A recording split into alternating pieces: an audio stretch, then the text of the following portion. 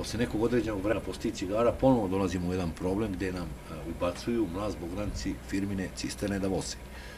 Компанијата кај што претходно бевте вие. Tako, ja kažem zašto Во nema... име на Љупчо Георгиевски. Ja kažem zašto sad ubacujete druge cisterne kad mi imamo dogovor sa bugarskim prevoznicima, oni nam dosta jeftinije voze.